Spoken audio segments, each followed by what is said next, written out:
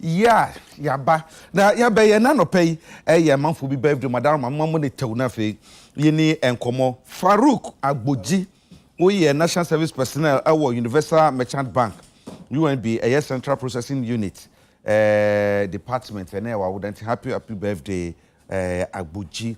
And then also Staff Sergeant Mrs. Diana Ansa Akotua who base supply depot wo Bema camp and ya wonso woda enti every WO1 XWO1 ansa Akotua wose enhira no a na wo bisa ede ama wo na fe Inspector Samuel Chireme wo Echo 11 wo Jubilee House Presidential Convoy Communicator. Oh, okay. Yeah, okay. Samuel Chireme, who was presidency. Oh, he said, "Mampeni to come here and they said, Jay said, "Me can't just say, oh my happy birthday, why?" And back on so what hack back. We one po.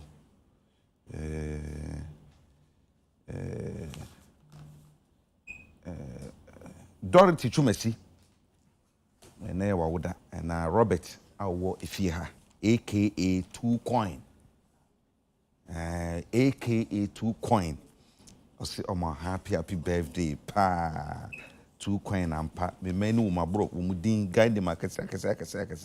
Happy belated birthday to Lovett Afi can come when you feel num, because they try on 5 years. Na one is two Imperial Academy Achimutafo with the Miami Dim. If you papa Eric can come and no Mammy Phyllis Piazza, Unia Numina Gerard and Afi Jerome. Umina somehow happy belated birthday. Love it. Afi can come. And Afi wa papa Eric can come UK. And so can be Jebushanina. Afi yin the bay penny papa. Achimutafo me am a baho.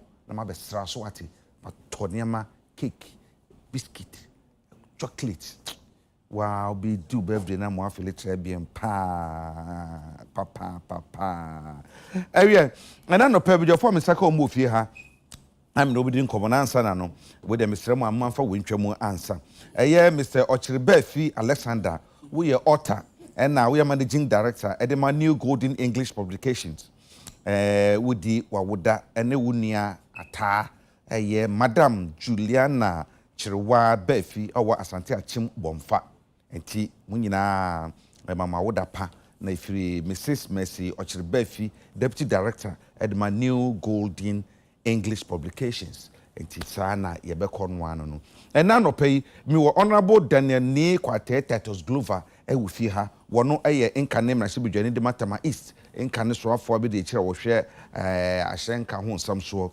wono na wotemi nchempe yi ena no achi nso ye wo yaw asanita no wono political analyst wono amanyosam emu pensempensemu na woye woni party bi afa ena fe ye wo Honorable Isaac J Mensa wasa East mrahye bedwane a mehu na che the whole year mehu no ono so abefia ebedi enkomo enti abujafo ma munyina akwa aba ma mo afishia panso ona bu na afishia pa ona bekwa ma so de mehu dada mehu dada zo afishia pa aha yeja ona bu na mehu na charge keje na oso no wai oso na masoma no bibi obi a echia no ya masoma ya enti ya koye adwuma ketua bi e wo ba bi dumeten kacha oso no Oze. Ozo mutene gacha. A wo mitangu we so mfreno kasa me ho. Yakobo ya do ma na sukumbe hu no. No abo anya omoden a wo frɛ obi. On kasa mo TV so. Mfreno kasa me ho. Se onabo. De tie nie. Se wo hu ya physically a na shrrr. Eti TV so frɛ ya so shrrr. Bi a so betebe. But just about shrrr no physically a. So shrrr you be TV si. Obrai. Yey.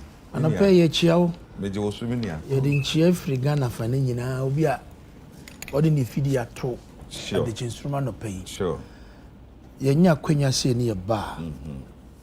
na asenko a esanse sabio nsa moto de frɛ yɛn sɛ yɛmbra ne ndebua adwuma kɛse a mo yɛde somo man no sabia nya sɛ yɛn bibi dodo but adentwerɛ no ne nyinaa na ɛkɔ ɛde bu adwuma yɛyɛ na yɛnkyia adwuma kɔfare bae menua penin doctor birthday boy ɔsɛ Kwame Desperate ɛne me senior Ernest me chia mon penin ade baako a mani gi ɛwɔ sɛ Kwame Desperate who is about humility. Sure. Ajay, me who's keni and what on Brasese da. You see some rich people, they want to throw their weight around. Now we share pay regardless of his worth or what sound come on Brasese no sabi with my language. That humility alone. Eya me hwendin na me se papa Inshira no wono enye ne bucha nko a. It's all over this country. Sure. And to belatedly, mami so ape na yanya kwanya. Yenso ye beke bi ediaman. Nyame nka no. Sure. Na ombo no ho ban mayen ene ne bushia ene despa media fo nyina. Ba kan wewie no. Agye. Nsem bi nam social media, momo ye review on NDC asewase constituency youth organizer. No pay your report. O kase NDC for ashom hukete omu wembi before no munku ukita ba fa bono ukite tua for kunu because you cannot sit down na udi MPP ni ekwa kanya ubehwe no nti oni de wa hye ni constituency for no enso adiba ko kaya etwa Nsroma agye you are not that type. Said, our national executive endorses what he's saying. Hey. Yes, the police force almost share. Asemna branche na kano. Emwedu. Yes, the police force almost share. Frankly speaking. And Domunya kuma. When ye kasapa. I am on your sub. When ye kasapa. Sabi. President Akufo-Addo nku nipa. President Akufo-Addo has never taken gun to shoot anybody. And he said to trust him no. Muka say, me am pending JDM. Said do and die. So you want to live by that. Or say they will practice it. What video won't be a Jamie never man. Or so they will practice what they say. I have somewhat a do. Na Matisse police for no, no, I don't want to suffer. This thing must not be encouraged. If you baby na bedru baby away, minimum say this must not be encouraged. As I say, ye kasatia say. What I say? As I say, ye tuni as kind any this is samban. Because pian ko for say mun konam go ya basa. On no TV on ne ba. Me nsuma me buseni and me party ning. Ebra NDC for 7. Look, in 2020 they destroyed my property. In Tema East. Almost send me big boss, me toilet, me party office. I said, Manyakuma, and my boys were wild. Okay. Just to retaliate. Me said, Debbie, Mama, honorable, when you say, Mimba, come me can't wait the Akosi. Oh, yeah, a swami, and yes, a swansea, and I'm Swami, youth organizer. And the senior NDC for 7 Japan, they be sitting there. We had videos, everything you check police for. No action has been taken. Now we should send your supporters. I go wild. And you can be seen enje. And do maybe you must show leadership. And I me ma nsatu me boys na kuma say Daddy. Mama bibia ending. So if this is what NDC you want to go, it's not going to help us. Honorable Medase, me musa parties how don't me no nyina mudi for I was asking me. NDC MPP mu nyina mudi for enti no say ye hu ne sade na ye kɔ no me ai na me ntia say ye to aba aman ahodo bi so ama no ne hu kra say ye to aba hu hwe da bon say ye to aba ne aka do di nkuno di nkunim na so ye nkwa de duru ha na da ne sekan ene ma ne nyama NDC di hu for MPP di hu for I think some honorable can Japan kwa the same thing sometime back I condemn ye enti na me hwe kwan say ade obi aka me condemn no wo so be san bi wano aka ti gidi say police force om hwehwe na de be sia yo mu ndu wi a da de ti oka asa no wakwa yi no ho ano de ahwe nti ba me hwe stem fan firo so ono do say intro mom kwa ejei mensa kobna yes sir me intro mom nya kwan no mun kaka me pa cho ya bre no me man time ade obeka no wi a na afi ya start yɛhwɛ de asi ɛwɔ Turkey no yɛba yɛbibia achu say yehunu menya information say Sulemuntari ene wakaso atwete say yehunu hallelujah ti yebon paye uma yesi yehunu mpaye yebo ane say papa na ewu mu no obade ma ne mmeremu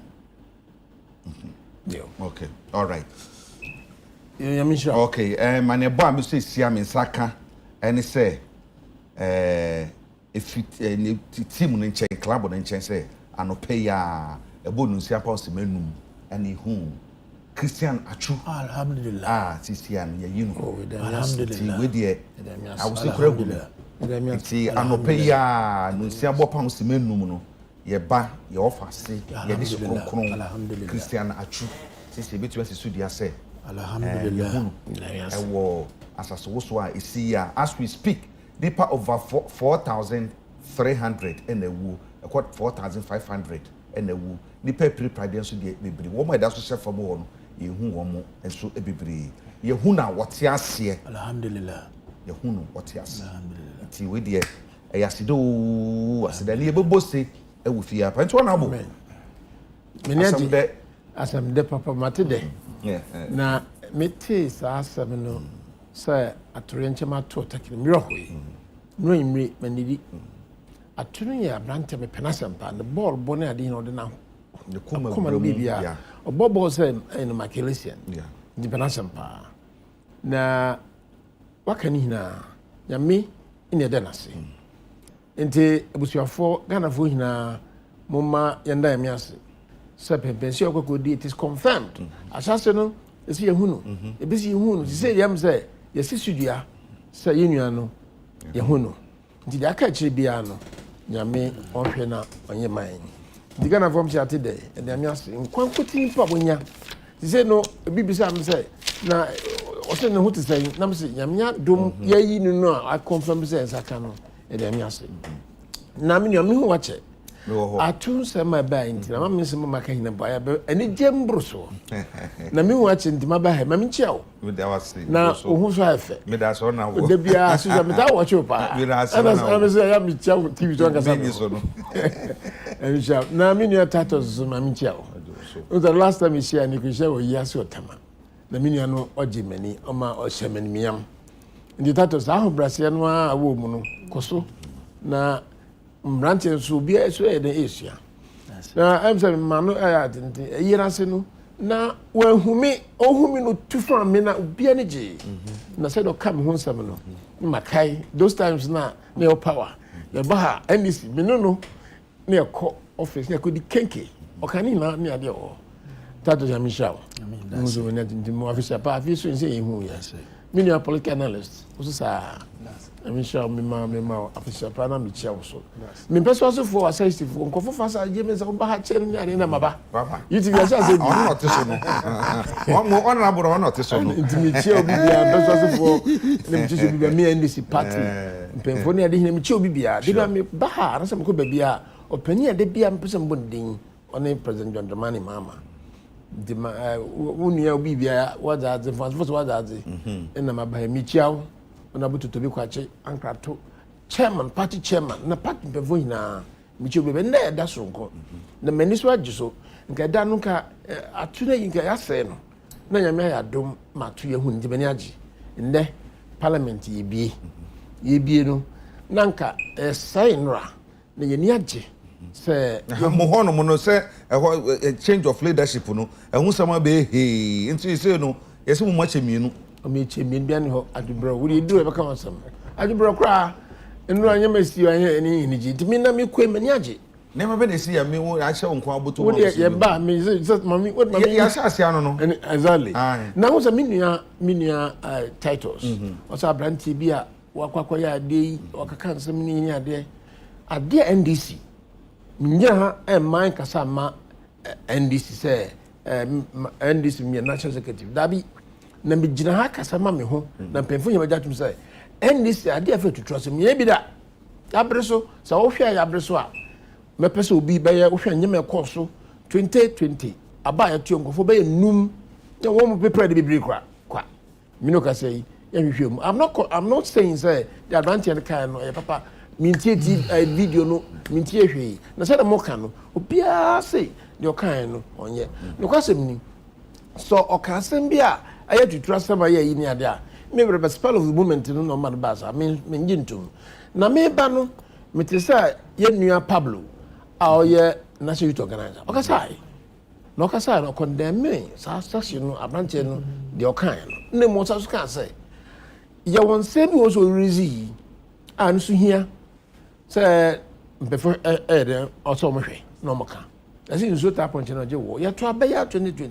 krofo mo twe a ya nya ho hwe egum sa ano sa asam so kai no so no e wo mu ana so wo sum body no na wo sum kwadu ye ka say na no na try no ebi ma no try bebri mo so na wo ka bi say yanka say new kan Japan mribo ka bi say for woman if am obi na so for me condemn me no nkofo bebri aka sa ansem nya condemn me no nya condemn mo e de na no ba beka na de o so hunyan no say abrantian bisa de tumi no wo ntimi nya ya condemn me no ni bi say nsam so kan no e kusi say nti no we nem di twa ha kekem say nsam e ba ya no e ba beka no am say we no brother e tazo di twa mo na onia atwerasem mpese baka bebre e de amiase ye hu atu ya menka no ho na de so bia e recovery ni ya menfa no na gana fo ye nje na wo pursue me say ko na say we say mo machi mi ni say mo ko a awona mo forcing ato forcing be gina aye nke say mo je so ye no na fa pe na be je so ye fa so ye ko bia nim endura na ye wie no party mpemfo no mo kasai media say nkrofo no bi ho asama ba ye hina enim say changes e ba ye leadership changes e ba ye e wo minority in parliament no e de huntunchu kakra ba ye na NDC e pass mu binti ye nuanom na omo efi se nyom bi ankoye e wo process ho na me kase sudua na time press conference ba obi anu a o say okutia say ye de ato honorable Dr. Atuforsin ye na ye minority leader dabi na me ka sa sen say ye nua oka ho a omo na nyeme bi ankoso yie a omo representative group a omo petition council of elders no me che Dr. Ayini honorable Dr. Ayini okay o say onchi ato leadership ni na honorable ato honorable miaminu amaboa honorable aboza onchi obia dabi na process na acquire fast processing say or try engagement consultation no can wasam Sarah no kasa na oka no and I say petition no yan petition ya vama honorable Haruna honorable Muntaka na honorable Abaji na mum ni hina na say process so hwemu a nchem bia mbai nchem abai ne do yemu nche ne yemu nche ochina enura yekoko hia no council of elders trauma bio na yesi pani no fi adue no musa yes me dom ku pa anisi na mpemfo a me those times revolution na me a branch koto mpemfo nyina amhom na ho pento to bi kwache council chairman and any obi abai no matrase petition na mrante and buy no million me de buy no o ma ka bibia kama eno a o ma obia ahom ka no eno ya homa ka ho papa na ye botan hia no say o hwe men se de sikoi enyoma se de si say haircut ne tankat ne bibaba mi na ho kire bibaba yi say yanka ho ambom ye ba na etu ase bi gana obi as gana MDC me receive wo mo ti ndo na mu say yes your party ya ba asundwa ba kasa bia no ntitem bia ba na ntitem bia o kira nne kama ina say your parliament ba hwe de bi si wo ho enti me kasa studua nne say NDC minority leadership na changes there by na ebi mente on was not because it's one more dear by no month na mo process obi fi say woni me nkasa kasa ye na anya adwuma na am say susudua ti ya ku anim no bibia ba kama asembia ne ho that's it papa honorable Mensa ne yete ne kana yaw aja yete say ya me hwɛ me the radiasi atu na abayu oh ya da me ase no metisi na ma flip ko BBC na me ko Sky na me ko Al Jazeera na me baby ese me ko bia me ko mana na dia cha no pay ti me de pa aja me da ase na me fa kwen so na me nchia Honorable James. This is the first time I'm in Asia. This is a nice gentleman. Much here, Honorable Daniel Nikwete, Titus Glover. Me Chucho Mucho. Me Kanisa. Paddy. Headmistress, the chair will be a just was small. Koyen pepe. Na ajame do asese wo de wano to mu efa Lovet African Cam ne awoda no. Ne papa e friend no Eric Cam wo UK. Yeah. Ne maame maame Phyllis Piazza.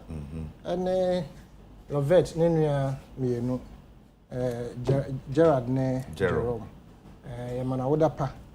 Ajawa ama promise wo ko ho a ko settle no nti mefa koyen so me kwayi wo no wa hwe mo na mefa koyen so na machia na sewa uti awo abuakwa south ono ye omo women's organizer for women's organizer new patriotic party. Okay. Na if really big kafa Kingsley afa the contest of the primaries na ma wo say Mickey Dale ne Kwabramafo.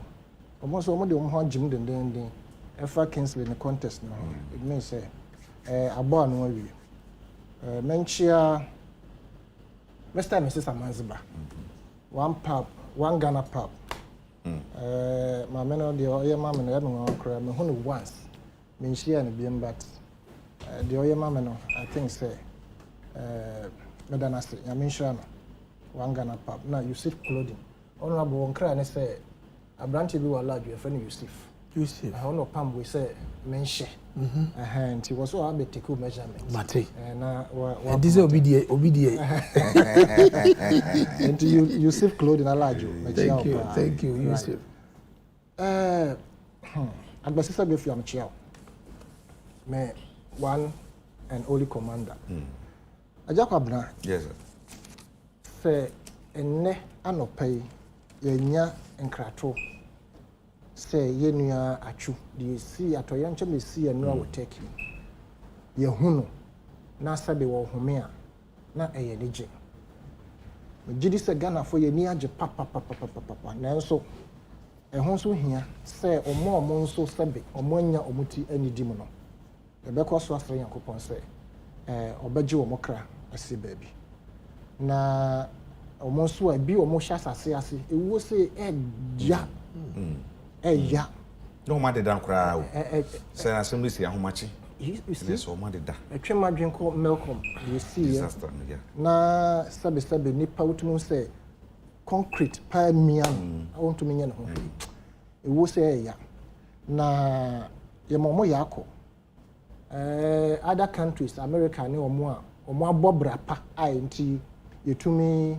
Year dear fatama omo mamo no omako so ede noma ne dear fata Ghana dear betumi ayan say bebo mpaye nti yesre say atoyere kem say sia na Ghana ha what the expert advice regarding year demo yesi and met you for ne geological survey for in some way ka so bi ensuo to na bibi kese sia ansa na obehu saa expertise manful they have it but how to implement it. Now lack of implementation also comes as a result of lack of equipment resources they be making sure that all these areas are resourced enough now can say be say ba you bet me detect kakra you to make run to you put say they to a friend say take year na ye wo akade e bet me e age ye ho every saa atoyere nchem nti me say I am ma ye nkasa keke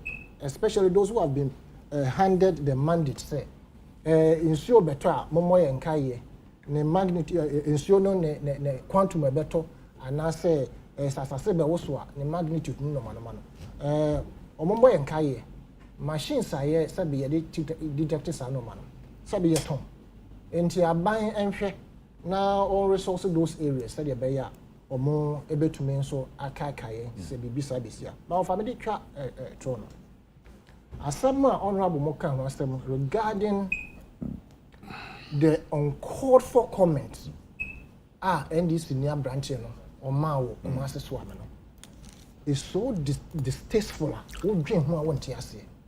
Offer, baby, on my way, eduno. We are sitting on a time bomb, but say, and she, ya no munsem.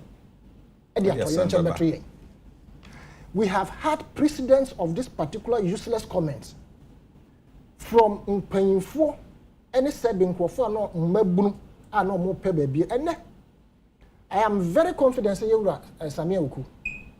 Probably he has regretted even using that word sometime, but because it's a tag on him. Say woman funu yemfa mbobom. It's similar to Nabranche walking. We reckon in Japan, or see yambo you say ever force and Huamo or Saint Cranfo, yemfed yambo. All these comments to the point say His Excellency the sitting president used the word all die be die. And no see your bonnechi and face anka anotra. And can be assumed, me my brother Penny, Ura, His Excellency former President John Dramani Mahama.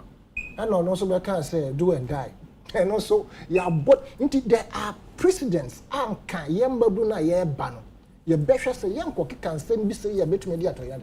Dear which I agree with Honorable Daniel Quateta Global. And the fact that a gentleman was insinuating, say, leadership has actually emboldened them to do what they want to do during election. Now they have me be, in fact, he gave some points said they will practice it. It had, at this juncture, would be a question which is also very relevant. Say, you free him, you bedroom. You understand? And to the police for one, I will urge, and I'm very happy. Say Pablo, Honorable can say he has condemned it. I'm sure the party will condemn it, but it is important. Say, the police form cries Esakanwa.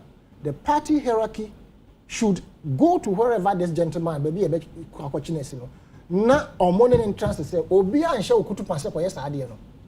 Not to issue a statement to disassociate themselves, especially the leadership, say they have not taught their youth to engage in such any act.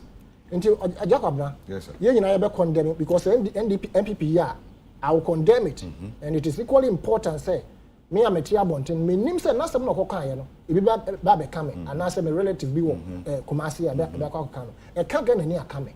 Into such acts and such speeches should be condemned. Me that's it, Papa. Ya also na yatin in Canada. Me call Honorable Tatos Global. So now me actually I say yatia some de. I just say officially between us Yabaka say Yahuno. Nti I have some de. Governor. Yes, sir. Baby, attribution for be you didn't cry. A family Friday so na ya show one day. Sure. I can imagine said ya na wofo esi esu nubusia esu efa. I'm told say he grew up in Medina as a young boy playing courts. Me ko pese me tra Medina kakra. Opposite the mosque na me hand boy na me a day student. So I'm a typical Medina boy. Okay. And the assembly see and you can imagine about time said the Nsroma no. People who are close to him, his teammates, Ghana nyina, including the president, and the former president, Obi Biara ayamishisheno. Na me share news. Breaking news be ba say see British newspaper be say yehuno. But the children there was a counter na dia de nyina. Nda na penya ne ye bompai say nyamenye na dom. Ba yaw ne agye e ka bibi. A me pese me foaso. Ye de ye hunu o. Ba omo a sebe. Omo zo mo ho aka no e. Omo mo hya asase ase ye ni dai. Ye mpa bo ne say rescue effort no e be koso sa. Ne ye mbo Turkey aban effort no mo ye say one yam amwa tototo ni nyina no ya hwe na ye huwai. But for now me sure say or cut to medical checks na ya hwe say na pomodin etisɛn And I'm suspected there should be some compensation. No, for sure. Said Yakono. For sure. Only I'm to Tony, including our brother. Said some compensation must be looked into. Na Dachi, because Obobo no, Obeko na hunje. But the Abba no say, we share social media saying I didn't see jury a good from no. I know that. I know them. And the Yasha na pomudin said there's CFA and some compensation. You can't waste so. Come I wish say a buying best suma a delegation to Turkey. Maybe led by the minister or his deputy and FA officials. Na yenko foreign ministry. Ni yenko Turkey hono hospital no baby odano. Because this year no. Kanu so be shin kran pa. E be shin kran pa. Se yenko ni yenko hwe this year no. Na pomudin say na city no. Na yenfa feedback no emblem mampedin. Beka we aso a wo hwe Mleshi amanfro wo hwe Botiano wo hwe Makati Hills Odoko Sakaman Nsroma ho nyina ye earthquake zones ho nyina earthquake zones wo ko geological survey ye ka kire ye the western part of Accra sa ho nyina but sometimes human activity contribute to the earthquake no uba hu nansei uwa na efani saying touch all the VR Greek for pylons ye didi abo no mo ama se pylon ni a ayi amna na ya tutu no e say so the slightest tremor bet you am bu no e be bu ama de besi no e different power line no so no enti where they can in ye can where the boy ye hunkoko se mo amu koso a na mo sisa abo anamu now they've stopped it ye jai sun winning any abo ni yetutu wo nyina no ya twa but mate say ya kacha mamfo so mo wo sa ho no nyina no obutu emfe free ho because unnim de be si ochina e de ka we no e de ahye ina boda yo twe ye de ato ye hofo se ye hwe hu ye na amabibo ni bisi a se be minka se mba sa I will be able to minimize the account but to conclude say you better rescuers nothing aban Nsroma delegation maybe led by the deputy minister for youth and sports with health officials no any busiafo ni bi enka wo na yenko take ho no yenko hwe edition no kamfa ma na me for ne show Mr. Onsa what kind of magic kusi so so kind of bebre wo ho nti no foreign ministry no embassy no mo hwe mo ye hu say Ghana for do sign na wo na do sign apart from achu no do sign exactly na ye hu mo absolutely na ye hu mo na omo ma so nti ko ye mhihie ai no kre ma ya me se bi kre bobo ho wo se me ma no bobo ma ya me so ma ya me se de omo de na om ho son ha nti ye hwe kwan se betumi anya videos ni bi kra na e uma na ye yi amakrofon se de dan se de si dwiri no na ya hwe ni nyina na eno na ye de call your next topic no so say ya torenchem ni si ye we no wo kan se bi na nti na me de ba so say some of the disasters are man-made disasters. O share the graphic anymore. Asubonti brim. Ya diverting you no. E dey free the main route no. E na two baby foforo. E dey two galamsey e wo baby a bremu fi na abode ahase na enam. Achim ahinka ko di ahinka nkuru mo for example aboabo. Achim aboabo ha ya. Oma divert. Na wo hwe the way ade no tie no a enye honko a bremu de metuma kase fiatifi ekusi anafo bremu asai na nsen Ghana waterfall kan wo Greater Accra say because of niam bi a ekoso e wo densu hunti no boja dam no nso no on be ration on be chichi nso no ye mamo na o kira na ma we no e me no so asem wo ho na nsen a ye ko Western region a Ghana Water Company Limited or what say isan say enkrofo river pra nso be film ebetumi serve the main treatment plant no aye yinti no say nso no omutumi nya ne say the some ye no eno na omde release the babon tin say so mu wie dabo ase de no a obetumi anyi nsuo na mo apompe na mo betumi aso no so e de ama and ekoso na ekoso yensuo nyina na esei wey enye man made disaster ana ye de ama ye ho ye kwaye eno so saa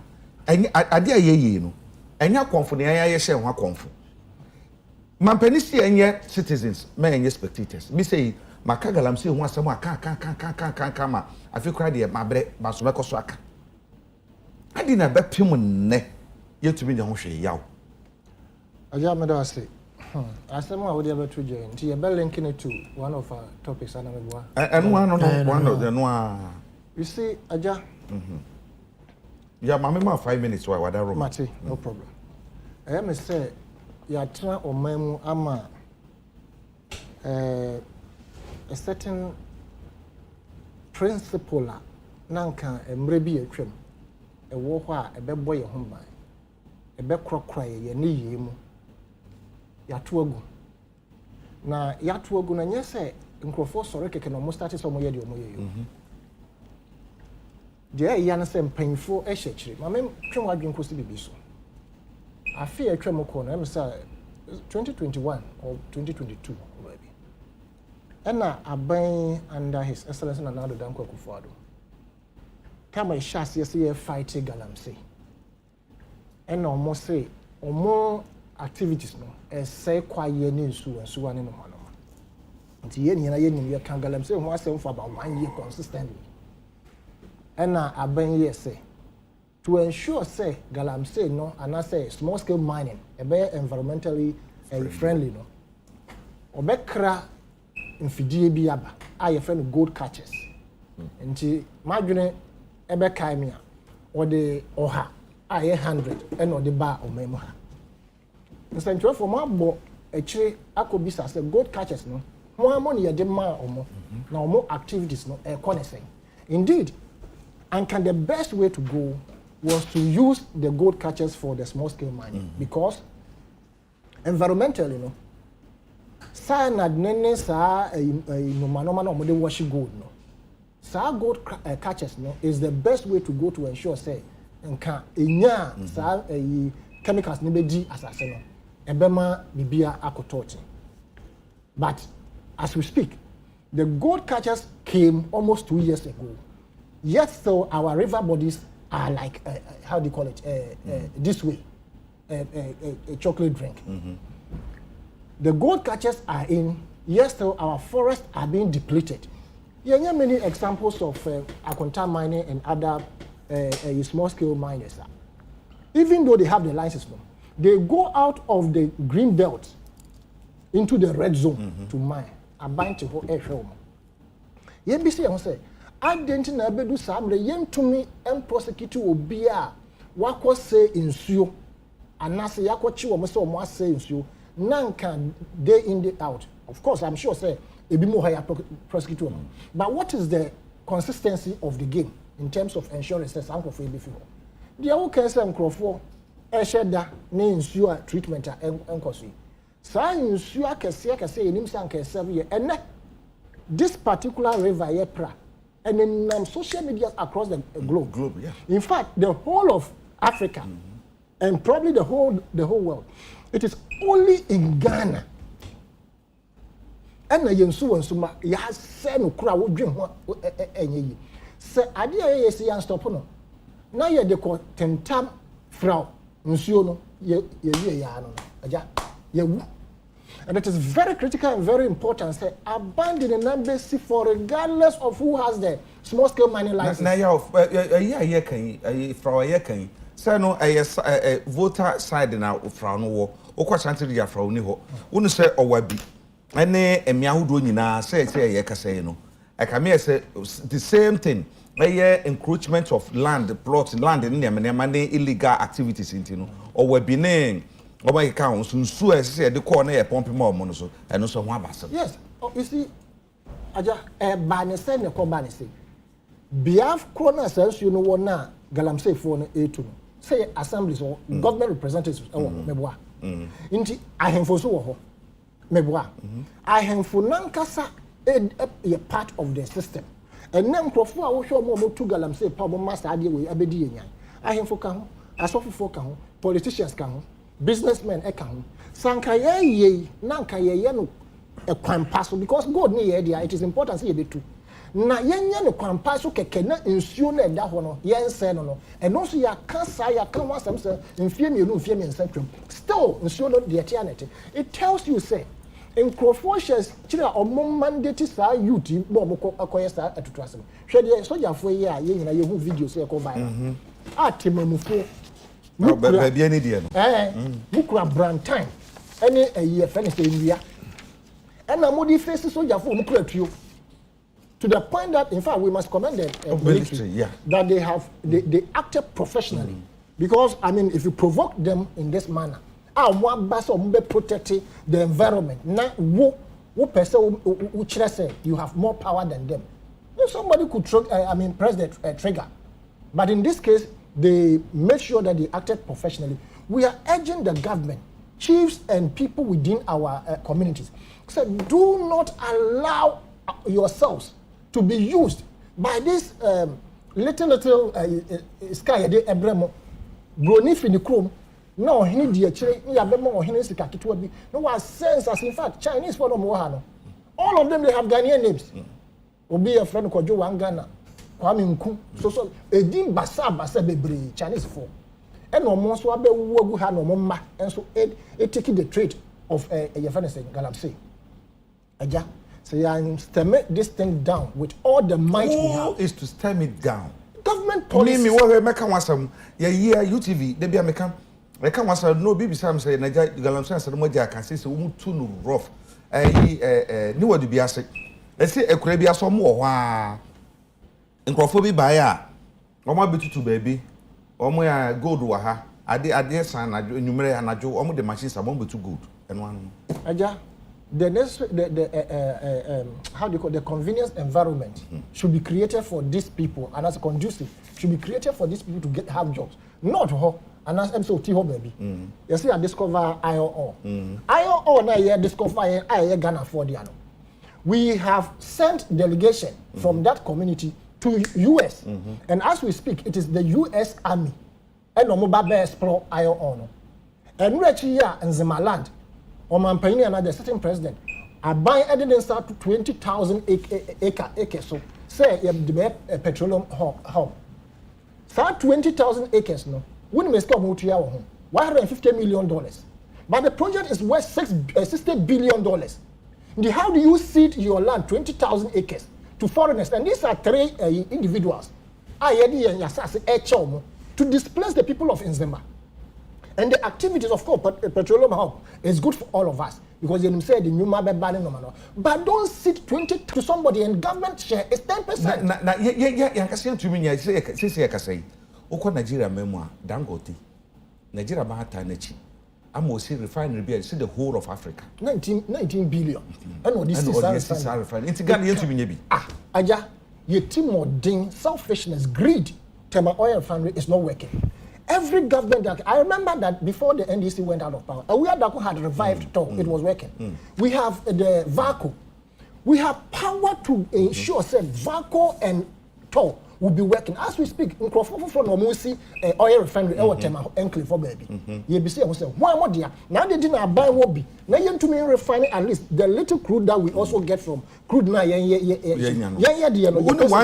one interesting to what they are deviating kakrabat or man in nyina ho yanti one interesting thing now when ya asase e wo Lagos on farm man ye nti lagoon and abandonment so ye and no mo feel lagoon no and no botum dey see refinery now I think say we are say individual between see lagoon refinery be the whole world them so no nti the scanning in ahim for na beka Nigeria and can refer across the African continent. Yes honorable Menza yeah kan Turkey there no natural disaster but we share say yeah like me I say we seem not to care about the future you can say future no chiri be you refuse to change future yen so wan sama yekan kokobo na ba abeduru ba bia aka me say phobia ho and na won mo aye no so be dey be am ka say if you don't have any power behind you senya aban mu mpanifo na etu a me agya kwabra me tigai metum the excavator fa akoche bi akọ potrase akoche amanfrom akọ chebi dumase okanta brepro anase baby sem kotu galamsey I dare not because me to be konkoye nsa I just obi otumi ansa otumi akokoye. So do we want to say regional ministers what baby etutu to say go do mu what's the regional minister wo hu ne DCs ne MCs omo wo mu ehu woko Eastern regional wo mu a baby yetu achima boabo ho ya isi yi woko odan kede poto ye hu ni nyina and I can say obi ankasa ene yeto ho na de no kwa ene ekoso ma me disaster we si aho kire yen a we be sese na ya de ye adwuma ya mi shawo minia mama yen fere mama yin sro as Ghanaians me ma betra me mrese bedwani am represent Wasa East no kwase bini Nana Akufo-Addo Bawumia government MPP4 say kase galamsey yesaya asase ni nasefo ne ade a leadership no ne kita wonsam I be so and this for more to say Dabi and this is no longer in power ya to abaya the amount I want no mind to me na the use of force ni bia wonsam ya wa himfo ya wasofo na meni wo yati hai na mbra wo man sambra no wo force enforce sambra no sa to me na kita president wo no wa ban wonsam ena asai ana ya tete bi bisa Ghana na mpemfo ni hana ya ye jaho ne da kwa kwose hini ye jaho ne da kwose sofo ye jaho ne da kwa kwose obi a timamini sa leadership no eteki the charger me say be adwuma wo say na Akufo-Addo mi be so say so the nedwuma be beto ho a or the beto ho to see this ne yeti am so yeti community mining and Akufo gold catchers ya dey buy kasada no do so it is getting worse.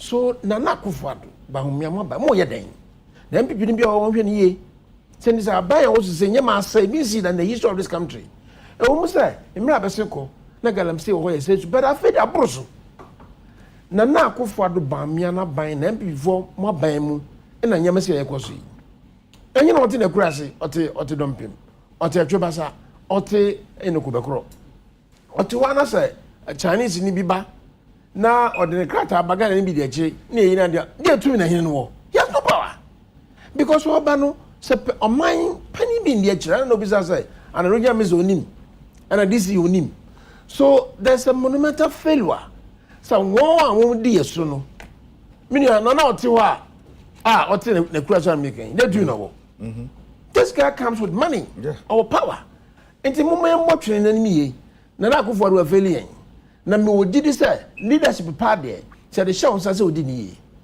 na nim ya sase a ewo yensem ye insuo ni ade wo na a president that where so leadership house government on here so na say on support me hwa abeda ni pasi problem economy ni pasi hwa so ona bona mo mra shebadwa for some more responsibility say executive ni ye bi na say nya na say wo hwe say ba bibi koso bi na say nya mo parliamentarians mo tumi asore gina wo say young MPs mo ye 200 say 75 munyina from both sides ye nyina ni abre say baby agalamsey ne ma ekọ no constituency of constituency no na eho nyina ya modea muna munim se de siko ya sori waka je ya mpene manya yi na mo ye hu de parliament munyin sanka so betumi abo there seem say mo ye di no musumu se tire bi who's abrantie kan sem no bi asori abrantie an pe ba yi na so kan who's obi asori bunkum ye mra wo mayim ye won hihye wa ha MP so madwuma ho na no madwuma so wadwuma na ye wo leadership so man won de ahye won sa minia sa akatua ye tutua mo ministers ka dem na tax any sika ye de o man ahye won sa MPs no de ne say wo mrahye begye mo hye mra na sefo that was saying inti ye so de apunku ye so mpene ye kwa demonstration ye kwa essay ni ye sase ne ma adobeba wait adan na o kan cha ban say president Akufo-Addo say president Akufo-Addo wo over 125 ministers adan ti ye dis to me dem ma wo say what failure me hu inti wa ko bo bonchan I don't want people to be say can am say asem yake I been a minor Mr. Mabraba say mine say man ma ya na unse adan ti bi kita sekan the issue ni say o mine no ye institutions no minerals commission as for na di na o na company aba ho a company no ye adwuma o mine no ye de sa concession jama no in as also community mining so community mining no one license so omo nhihye wo ho then in as soldier for baba no kwakutu won it is because of us enema koyi the issue is that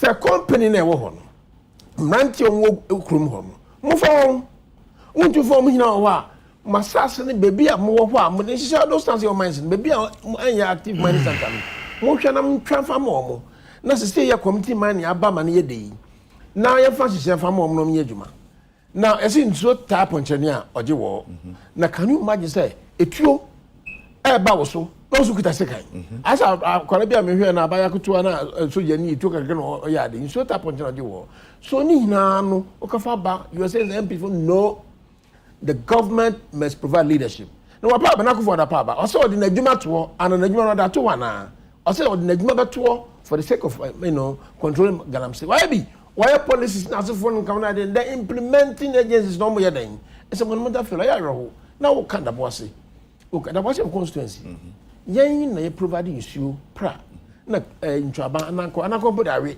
ya de ma second takrade pra no e wosoro no ho ya to say apoto asay from pra so no ho galamsey asay no you are saying say biru nsue na davete no e ti ko ma ye hu nti sa before nso be do da boase no asa papa bi anim apoto galam say nso ayi da waso ne no ya no so no wan no mse ndeba ma mo be fa kan wasafo no e wo no abi enti no say asojafo ho a police ho secondly takrade ye wo navy for ye wo sojafo ye wo air force for constituency no mo kan say omo di boat bi abesin so omo do be ye yin ano a so omo le boat mi no bi besin so omo do be ko galam say no na me mi hu ho sa da yin galam no sa ye galam say wo na yin ho so ye galam say yan check omo because a police for no a sojafo no so it means that they make him they chire abo say a monumental failure abana failure sa na te de o man sa so galam say pa de masa ekromant misa because say mines ho adwuma me mine na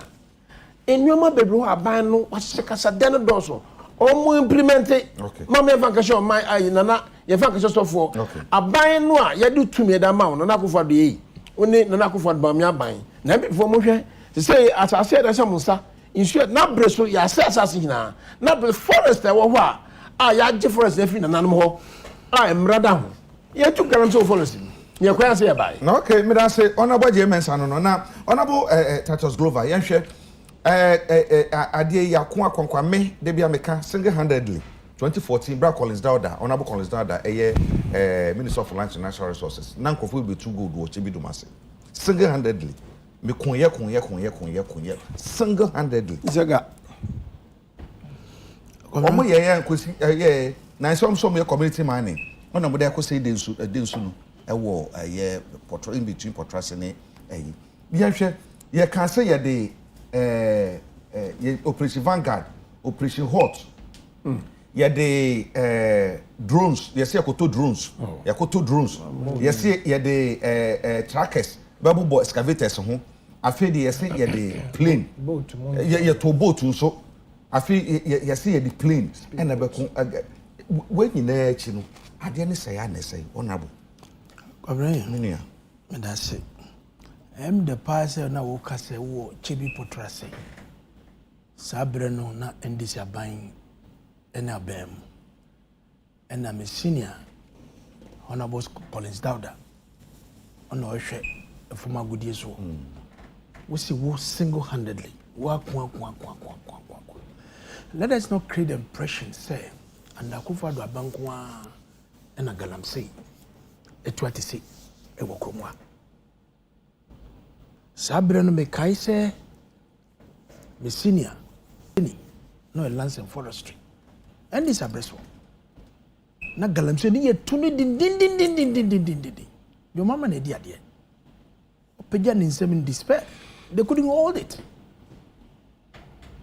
agency yembremi apesina kufuado 2020 year coalition ya ni ye small mu kopom wo Ebria na ye fight say ye be kun akufado ban efadio. You were making campaign that the people should go into the forest and go and mine, do illegal galamsey. No, it's not true. Oh, aje nu kasa no mankasa. Yakasa. Me dishia me die. Kwaku Bwai, former deputy communication director of the NDC. He led a team into the forest. Campaign is a muntu, mama kwai, muntu muba, ye omo mako gwe be omo. And he said, "What ya? I will blame President Akufo-Addo." Na adrawo. Mintina ha yawneti. I have been one of the strong voices against Galamsey. And I don't care. We are party partner, we are Galamsey. I will not support. Because me chance, I'm a President Akufo-Addo. Send me Osuku, editor Galamsey. Now we are party partner. Now we say so, we say you're quiet. Now me kwate, now me mbonji. I will never do it. But I am for beer when you saw it here way back. Ochihini. One of his in the very same pronouncement about the environment. Eya Galamsey. So or environmentally. Sabrina no kasa no body na yentina sie. And then ya sense so na bri mu amanso kakra to wo chebi kura no ejikro no nyina fa. Ochihini akasa semwe. Asantehini eso akani de. There was a forum at KNUST. We know the people who are doing the Galamsey, including his own chiefs. Nana Bumankuma says, "You also hear me. Or no, so they need a frame. Bumankuma. Said they have banned Galamsey in their area. Says, see, I know, they say, under President Akufo-Addo, now people are speaking against the eels. But still, no. Nabute. When you look at who compoko with chia, na say no, make say no abrasi kakra. Really? I'm telling you. Hey, I'm telling you. Nabute. What the money information? Because me per se, we share last year. We share between July, August. I did in the bus. Your friend is saying, some about no. What is the name of that for? Tano. Mini forest. Assembly back. I know so most of these forests have been protected until the Abuja basis here say you blocky. President HRG MMDC say they should take responsibility in every direction. Yeah, Galamsey. Banizani ya blocky is so we and MMDC war any dissect security for war regional war no yet to the cosway. Mintias here. There's power from somewhere. Mintias here. So we need to find out. MMDC no war no regional minister no war. Dientina way air coswa yenti yade. Yaba at the heat of this Galamsey, I said, me can say Galamsey. Excavators in every port, every nkra, ediako areas in Yano. Yasobekaya. Me say, ye making sure that there's some permits from the police, from the Jeffrey Kono. Say, what do you call construction site? We need to know. Who could do site who call construction? You must report yourself to the police. Now you check is I'm what do you call your quine? Because excavators are quine here, Anabwa. And check and Abuja Pobo Timbaka say we should register all excavators. And then person be some minister no. Sir exercise na here no. Yeah. We need to know the extent of this registration. Baby, you can't register. Also, register in the various assemblies. I could say, no more form of you bank any idea you. A year construction and a baby from. Say, baby for a staff for any one warning. I could say, but clearly, mean for one more, you should be said. I didn't shall say, oh, baby. And Yakwan, they do baby, who said, you did plan A, ye, you might need plan B. Plan A, and they said, yeah, this is for, and this is for ye, I want to me. This is for Koya, ya, Prince Vanguard, and be boarding out, Prince Horty, yeah, be do baby. I feel do baby, you see, I got 2 drones. You say, I got 2 drones about Skabumbi, and I got 2 drones. I feel, you say, you got 2 trackers. You have a bobo excavator until you buy tracker. I feel you the boat. I feel boat. You see the plane. But in England, you know, I didn't so. You see, nine for the church. Ministry for Lands and Forestry. The military high command. They're in collaboration. What do you say? At Galamsey, I'm not for the Yanajo. Yeah, what is that? Me who be was social media. No, it's in the night. And I do when we just had this what because him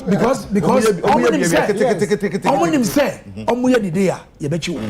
And these drones in ye to send your best facility. Mindset, what I say, anti baby yes nyama yi nyina DC because o mampede naka se onim se bibi e koso wo mpeso aso na wondu nye ne yi a ene dia wodi wutibeje wodi ase so for me wo hwe de atwemu yesi kasa ye o mampede e call National House of Chiefs e ko hwe wo e hwe ne MNBC e charge wo se baby adu die e ye ne bresam and the medima ka say maybe one out of the lot. But she said the eswa brasi kakra. But that should not stop us from pursuing illegal miners. What I say, and the main can way at the first say I am supporting illegal galamsey down for you know. Me the quartet at the committee. Nobody can influence me to support anybody. First, no more almost galamsey. You know, I'm saying but when you look at the extent of the destruction of that water body. And any forest no you see we no me fuaso too much yeah motromojo yeah excavators no nkofo mo speak me I have stood for it that the excavator should be bent and I suggested the honorable I think you remember say the only way we can stem down this galamsey is to ban the importation of excavators. Now companies that are mandated to do contracts say bia omo yenim say omo the bar when on rubber yes near money but one interesting thing when am kwan so kokumasi a before enyinem I think enyinem wo baby yes ayina chamfan yeah manufacture wo ka kwan pe bona omo ho na omo ye chamfan no e wo kwan ho pe there's regional minister remember regional ministers know the regions na your this is what baby na akufo fresh on appointing no mo obi as status obi am baby galam say wo baby galam say ni baby problems one when he calls them and wants them they perform man van na mchanchen okay me that issue is na akufo no me ka so mo mo no say 1 minute ada room na yenko akufo no boss abenya on be say ma me adi kan John mama apege ne nsam osi galamsey otumi onya bamu mama obem enti ye show be a galamsey aba wa sorry okuditia no e akufo do aban enti me say and I make us say it is far better than before. It's far better than before. Really? Don't do that. Don't go there, please. Lands and Forestry Minister, and was said about Mondime Kachre, the extent of Ejuma Yayano, Champagne, excavators, and Yama Yaji Yamanya, say Yankin Canning Yani, and saying any Yakudunu. Baby, I airport to River Denby, Dividend River Denbo. You're very bad saying Brim, and you brim. There's a river I've written here. It's in the papers. Yes, you are blocking. You are blocking. The regional minister, my own brother, as the regional minister, any the district network must tell us how come regional security, how come say you are blocking so way and Odan DC and do the cost. Why are you there? 2 weeks ago. No, was my regional minister and sorted. Why is he sitting there? Why is he sitting there? Now he's appointed. So please. So I am hopeful. For me, you are nothing. For me, Yakun Atia, Yehu Bibi. Omo Yede Jumana Shawms, or Mampeding, just cut them off. Thank you. Just get them off. And get the people who can deliver. And the get off on the barrel.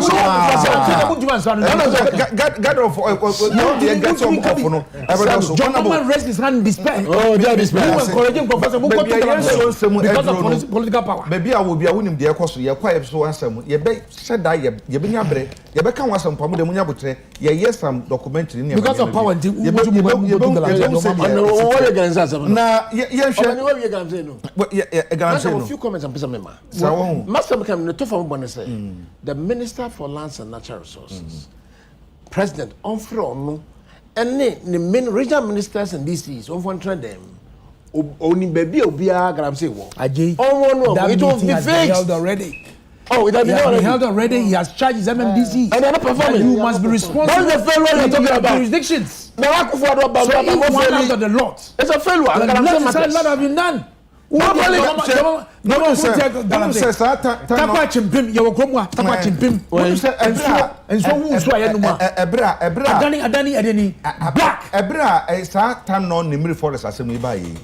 Forestry Commission can say adwuma ko ni to me krata. Emma yeti hu nsam bebre kokodu baby. Bedu baby no Mr. Mampeniko could defend this as a or baby man. Yes. Can say, and say, or cancer at the phone. Mamma form Mampenianum could say, Roman Calico for a Shimu, okay, our Kofodia. And the chairman for the occasion was Ashbe. And I can Ashbe so Mampenin say, Galam say fight now, say, including the forest, not the idea. And on Money man no Mampeniano ecosybody. It is wrong. No. Hold on. Please. On Mampeni not tree. On Mampeni see Yahweh. He exonerated Akontamine. Listen, he exonerated. Or see us at the timer. Tato Tidiakano. Tato or Shia Kalik Bishop Conference. And the Kenashigbe was the chairman for the program. And no Bishop Mampeni say Galam say fight, you know.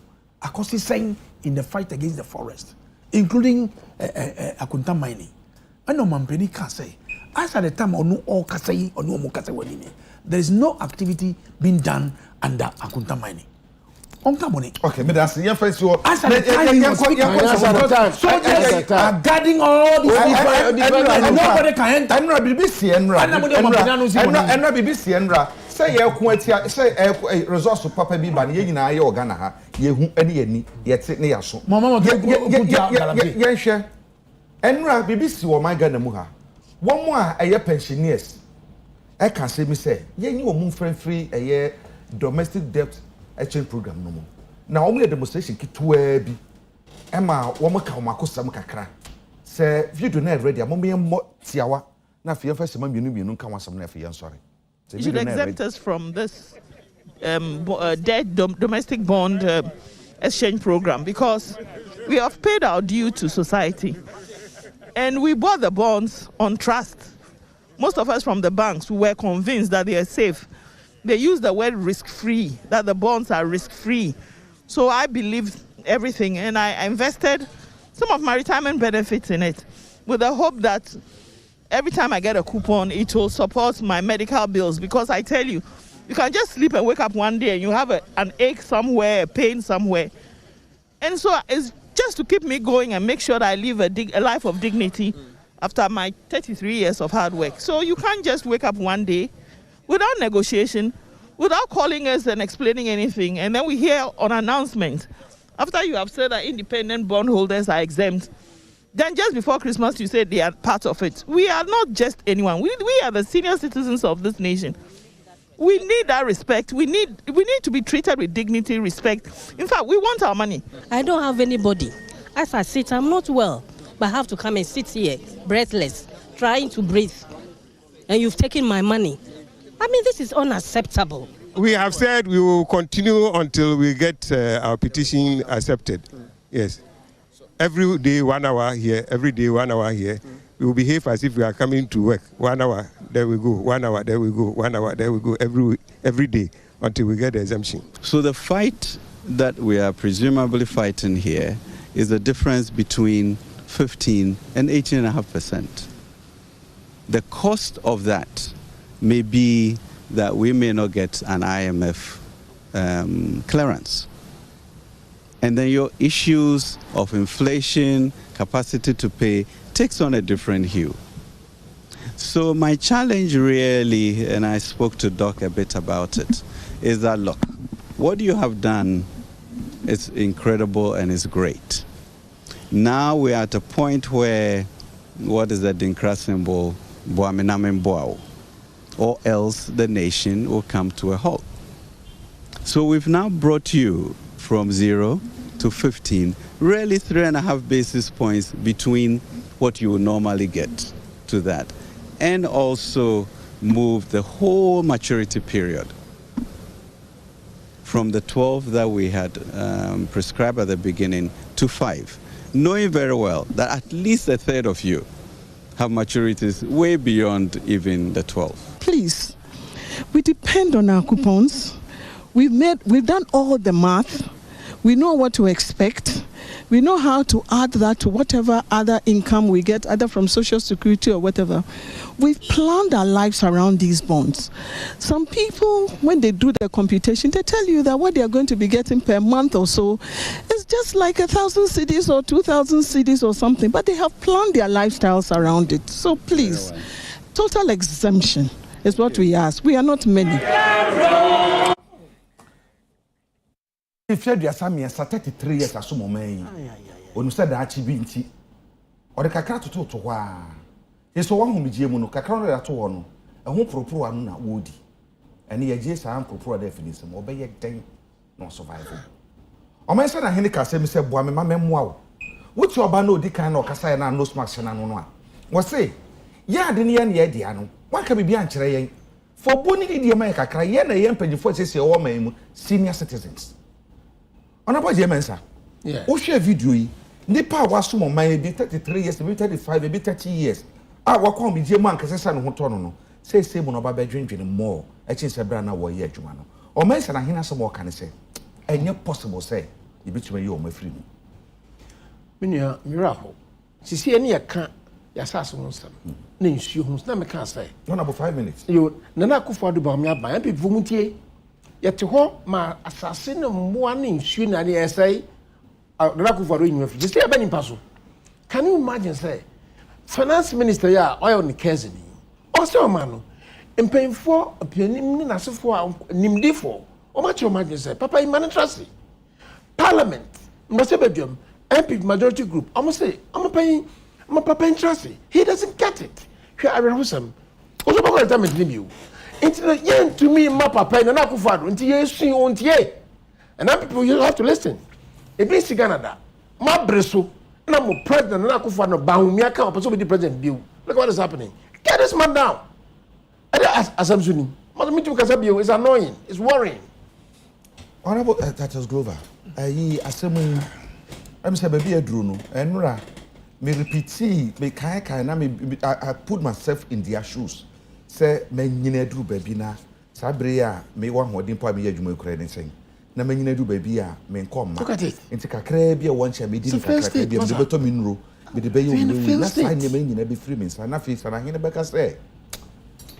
Yeah. And she make retirement. Cobrey, I don't know what time is your retirement. Eh, if you're not true.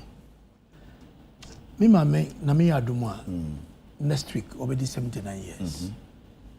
Or a pensioner. Nanra, Nami Wadum TV, and Adum FM. And a newspaper said, Baguka say, pensioners in Eco Pickete, they were Ministry of Finance. And I know 7 o'clock news. I'm sure say, Nkwakwafo ekita placards. Kase, almost Sarah. My yemfa mudin encounter. I was touched. Because one day I will be there. This is very pathetic. Nsroma Kufuado said this is going to be a political suicidal. Say you did pensioners. Ebe cancer program will. They should take them off. They should take them off. Because it is not going to serve in the interest of our party and government. Say pensioners for say the omo kan we no. Mami me no omo kabako she red band no one. Also yare. But even to leave your home or be transfer no. Situation now you finding yourself, we are not in normal times. And they are buying in front of quiet be fast wa. You be nya space. Na ye ka ye didi nya kwan. Na yetumi etwa ye kuka because ye call IMF. Ehun hihye na ye. Kane no na ye 0%. Or say mu edi ba 2%. Or say mu edi ba 5%. Bankers washia bankers washia insurance na de nyina ejetum. Work pensions for washia omo. But ene me hwe pensioner for na me triche. I'm not happy. The Nsroma Kufuado, on for no entumbi. Non cancer finance minister say, on ye pensioners and free. Because very soon, you will be a pensioner. You say, about Freddy, Obia be the putting any year you be that. Kakranka. This year, I'll be 57 years in August. Akakamidu. Dear Bessere. For the pensioners, dear no. I could grab it from me. Was it new what day? Yes, Sermo. Mumfama known to be fine. An old man in my constituency. Because the Mumfama no do actually. Mon came from my because it's can be a new bit of draw. ebi na me dey wey and the ti wey nya fi say ni me kɔ no ebi na me sika no kura me nsanka na me ti me sira mo nka bi maye and me pese me fa makonya wo se na me sira mo pede ko fa do say on kanje finance minister na pensioners for there no onyi mo Obi the message be about or say they paid my bond cash yesterday and within 20 minutes they took the cash back. Can you imagine? Now I'm going to sue the bank. Me nkasa sa sesi ano wotie omo a eno a omo so mbeko court. Omo so di omo kan wa omo mbeko. And now so na deadline. Yes, omo so di omo kan wa omo mbeko court. And deadline. Okay, pensioners for no. Yes. Omo so And then the deadline. Yahweh. Wow. The shock. The pain. Sa masu mo memman. Ma sa medum fifiri. Infia duasa miensa. Na betuma we hwe yehwe banking sector clean up no. Nipa bi a wom de om sika koto ho. Ba koto sa banks nkuma ye ne banks ahodo no. Bre bae no. Ebinom nya stroke. Yes. Ebinom wo wi. Yes. Sesei me brother baako o se ni sika de koto eje go coast so se hwan o kwa retirement na ni sika onya ne ma ahodo nya no koto ho. Shim morning de kakra wo ba bi o sa ko yi de beka ho shim asese onam yi o se kwabra ese be so no pa biti wasa TV na mahwe sa say bi mo dia menye bi eti wenum so dia e be na me yora ho aja ya say nipa wutu no for onti. You see the disrespect in the eyes of Urakan Furiata, the arrogance, the sarcasm behind his speeches kills my soul. Aja kwabra. Obi so waye aduma 33 good years. For all you know, no, out of that 33 years, the retirement package onya ye nyine bi endu 100,000 Ghana cedis, 1 billion. Ebi a endu. Se bedu kura, wati we afim de bi o de best 70,000 bi e dey akoto bond. Ye bi say ho say at the end of the day no, emfaso no ankasa e ahen. 33 years old. Woe in 6 years, you have made 159 million Ghana cedis, 6 years pay, on your reckless borrowing. Commissions are one year. Just that too. We are not talking about PEXA, contractor who are for Edinburgh. We are not talking about envelopes, say be a Friday, or be the 2 tables. So it is even more than Obini bond or Nisiko de bond. We are not talking about those things. 6 years you make this money, and somebody has spent 33 years or the Nekakra Kotoho. You want to forcefully, as a result of your reckless management of the economy, to put their heads in a hole that they cannot come out of. Ajakwabna. So man payina fadena and sifo ampamosa papa we and figana e konsoa. 2 years now Canada money no. I shall say we basic Ghana no. You are killing these people. Don't forget. There are those who are already bedridden, so they could not even join the how do you call it, the picketing. They are at homes, brooding over how they are going to manage. We did a program on your sister station, Niche FM, and when we finished late in the evening, Obi Freme, Papa Pennibi. And also, what a submission we need to na or Damasi for the American pensioners. Na young Koso Enka, no Obuku surgery last year for this year. Okay, thank you. January, Ewo Agawa, Neni, Testament station down here. I would January send a bond, Skaba, Nanka, or the Bias no acquaintance. Or send a year so Ewo hip problem. This person cannot get his money. At the end of the day, is it 15% or whatever? I say 5 years to come. Now, even that, no. How much is the person expecting? Our person pushing you forward. You are killing people. I have asked Ken Oforiatta to put himself in the shoes of the pensioners. So at the time when he was sick and went to UK or US to sell Kosan Hoyariano. On fan on show mushu say in conform so yare wo goofy no, do they have that privileges or no quiet no? Probably the taxpayer, you and myself, paid for him. Nkrofo mo adwuma 27 years 33 years no. As see omugu ho no. And can they also have the right say back or say omo yare obrochi taxpayer na tria momo, but they don't have those privileges. Who you have had that privileges, so you don't care. Who kosa omo yare by who be kan say sanka wanya covid and can now who nim say e bia sa na ade nete.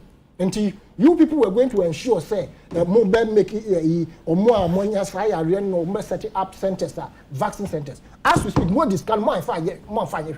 You are killing the elderly in this country, and then what to who put us there? When you were going, we advised you.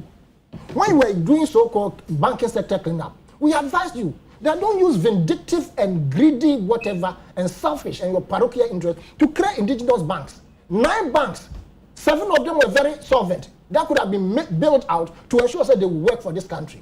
The other 2, I have always cited the example of US. When they were in crisis, the credit crunch, Obama pumped about 1.3 trillion into the system to build all these cars, GMC, Ford, because at the time, Japan was leading. Their car companies in America, they had all collapsed. Collapsing. And Obama this car shape, and the GMC, Lincoln Navigator cars, what I didn't think I want to mean the same thing. What clear one fans on the economic buffer pillars are sinking for Heritage Fund, Ghana Infrastructure Investment Fund, ESLA. What they saying now? How do you expect? As a result of your bad management or more wealthy Ghana, as I say so, you to me, boo. And you are still continuing on a tangent that we are advising you that my friends stop that thing. But you are not listening to anybody. I would have loved a situation where the military and the police probably would just go and pick an Ufuriata and say, we are not making you come to this office again. That man alone, there should be a coup d'etat on him. Get rid of him. Because who said that? You can speak on the issues. I have spoken on the issue. Bringing military to go and pick I have spoken on the issue. I'm preferring solutions.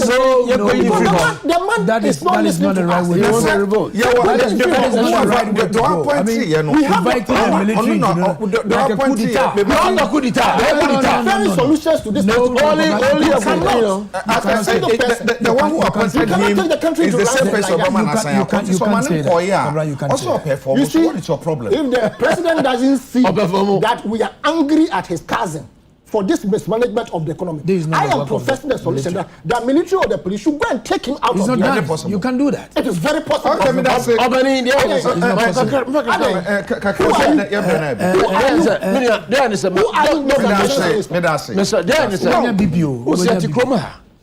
So your bank ABSA and prefer ABSA.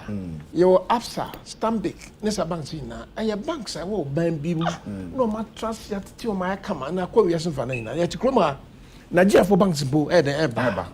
Now you ha indigenous banks or must start here in Ubiles Okunina. Meanwhile, you can to have a Quembisu Mama Trust.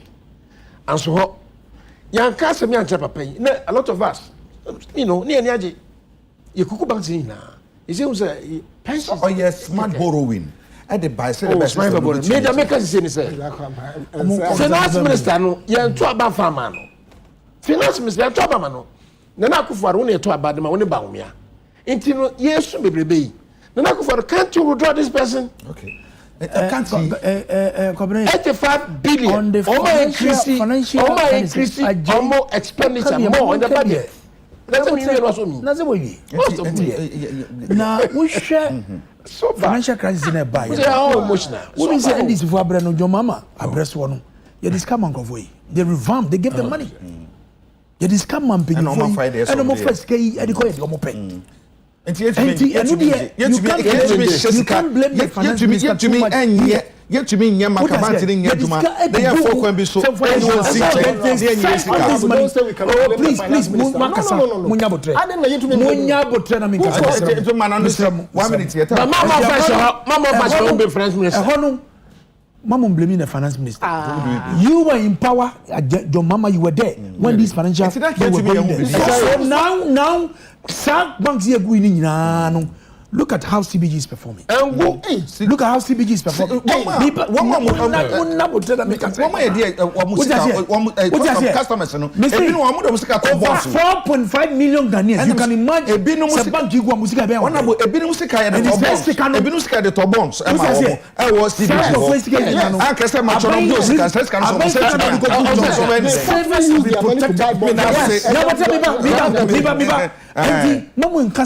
so financial crunch there will not be able to save in the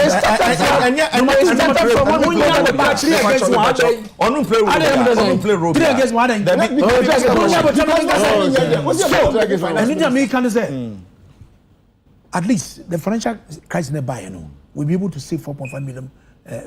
But some are still crying now. It will be politically suicidal as a government. So you better translate. Na pensioners, idiomu. Obi